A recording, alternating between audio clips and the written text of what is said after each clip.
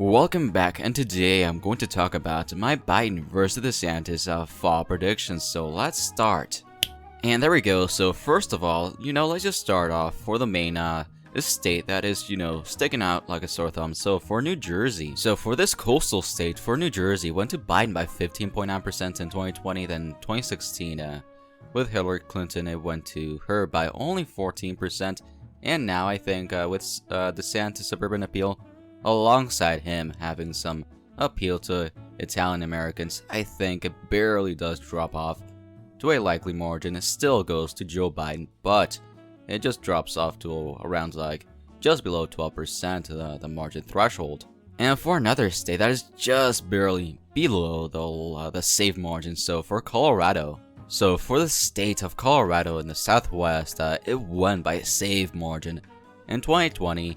2016 lean margin, but what I believe will happen, I think Biden just barely misses out on this being a safe state because of he's not as popular as he was before, but he still has it, so he still wins here by 9 to 11%.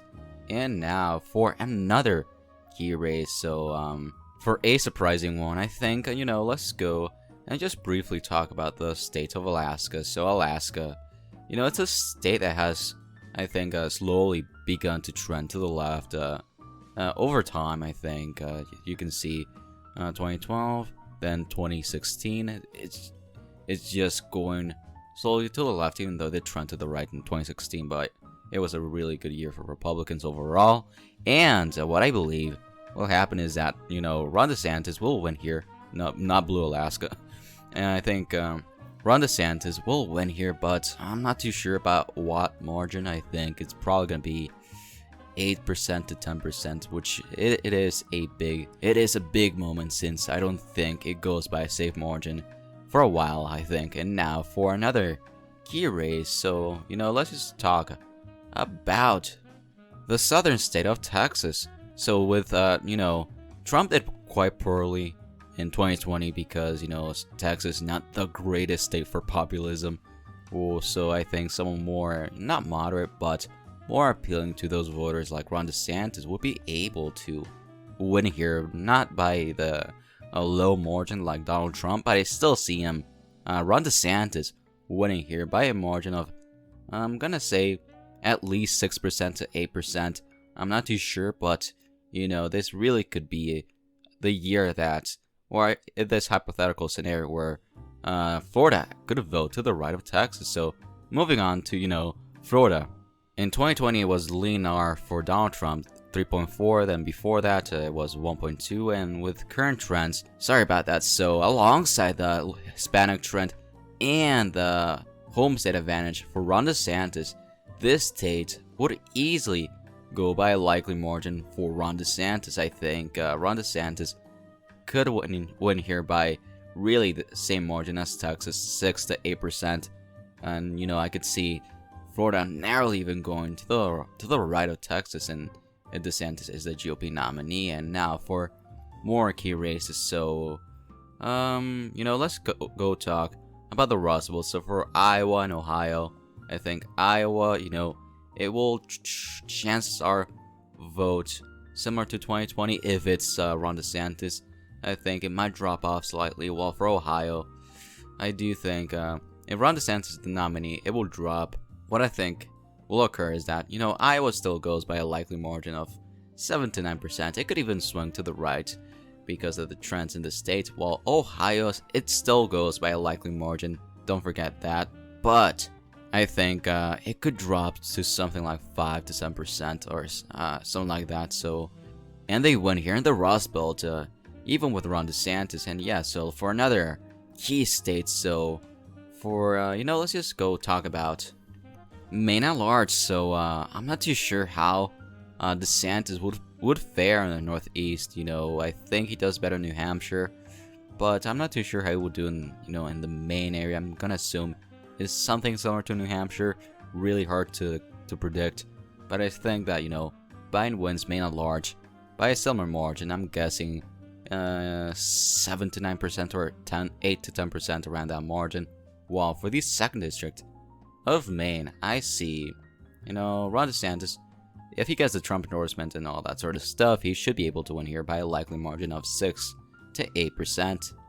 And now for the, the likely states that are just barely above the lean margin. So for Virginia, I think Ron DeSantis could have a decent shot at making this drop down to a lean margin.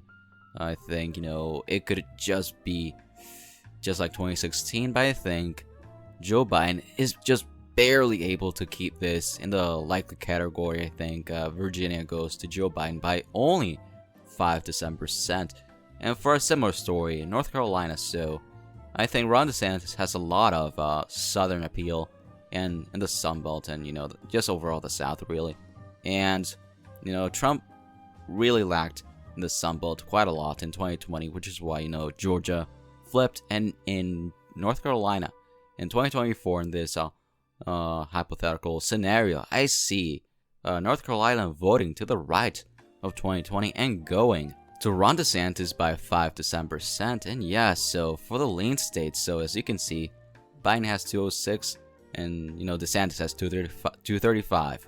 And for the lean states, let's just start off for the one that could easily be a likely state. So for Minnesota, so this state went to Joe Biden by 7%, and it went to a lean margin to Hillary Clinton. And with Ron DeSantis simply would not have the Rust Belt appeal as good as Trump. It's still okay, don't get me wrong, but still not as great as Donald Trump. And Biden wins here by 3 to 5%. And moving along to another state that could very well be a likely state, but for New Mexico, I think New Mexico is one of those states that, because of the Hispanic trends more to the right, I think it just barely, this is one of those states that really votes to the right of 2020, in my opinion.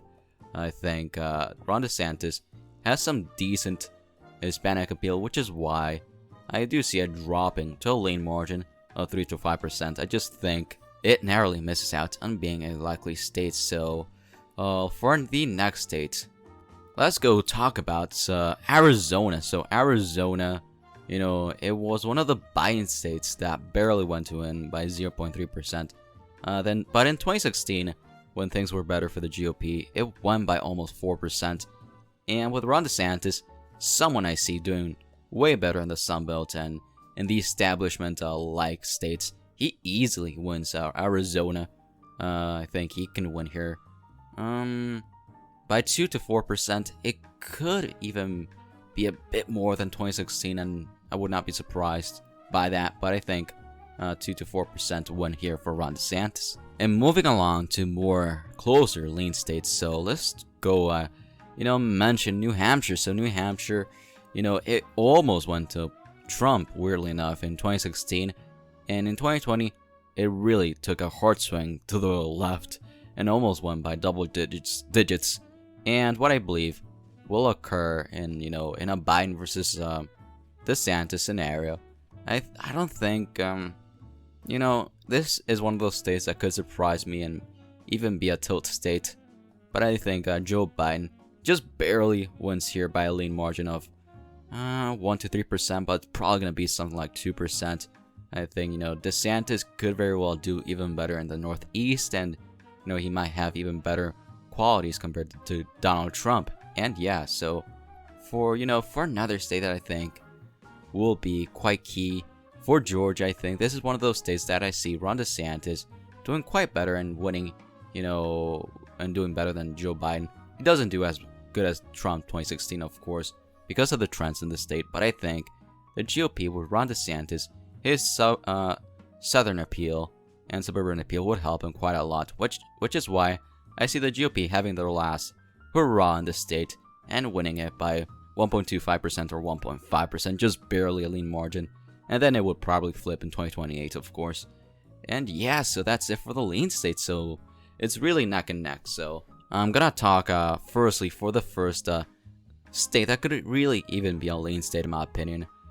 For the state of Michigan. So Michigan in 2016, it went to Donald Trump just barely by a 0.22 margin. Then in 2020, it went to Joe Biden by 2.8%.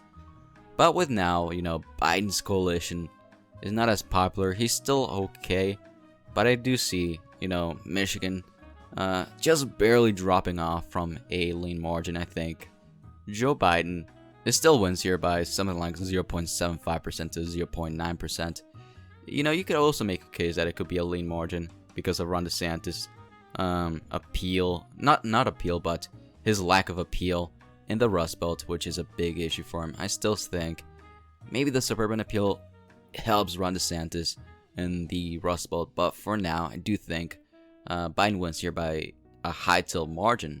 Moving along for the next high tilt race. So for the race in the 2nd district of Nebraska, I think, you know, this is one of those areas that does swing quite a bit to the right, but it's gonna be mostly because of Ron DeSantis' suburban appeal, as I've said before. And I think, you know, just like Michigan, this could easily be a lean state. I would not be surprised by that, but I think it's just about below that. And, you know, Biden wins here by 0.5%, by 0.75% to 0.9%. And now for the medium, you know, tilt states that, yeah, they are not Tossups, but are not Michigan level tilt states. So for Nevada, Nevada in 2020 went to Joe Biden by 2.4%. This is one of those states that, you know, really hard to predict, but the trends in the state, alongside the trends with the Hispanic demographic, alongside Ron DeSantis' appeal to Latinos, is why I see Nevada barely going to Ron DeSantis by a margin of 0.5%. I think the Latino trend helps him quite a lot, and that is why he is able to win here by that margin. And now for Wisconsin. So Wisconsin is really hard to predict because of DeSantis, but I do think, you know, DeSantis is able to perhaps win there by the similar margin that Trump got in 2016. And I think, you know, this is one of those states that will likely flip for the GOP, alongside, you know, all those states I've said before, but he wins here by a margin of 0.5%, just barely. And really for my toss-up in this prediction would be Pennsylvania, in my opinion. It's really a toss-up, but I'm not going to leave it like that because I know a lot of you would hate me for that. So for my take on Pennsylvania, even though it's Joe Biden's home state, he barely won it by a lean margin. Assuming a lot of things like the economy and, you know, the popularity by Joe Biden, I think maybe the running mate does help out Ron DeSantis in this state. But, you know, it's really anyone's game. Joe Biden could win here by a tilt margin, or Ron DeSantis could, but I believe Ron DeSantis is barely, and I mean barely, able to win in Pennsylvania by a margin of 0.25%, and this is the closest state in this election. And as you can see, Ron DeSantis wins with 297 electoral votes, while President Biden has 241 electoral votes. Thank you so much for watching. Please like, share, and subscribe. Stay tuned for the next video.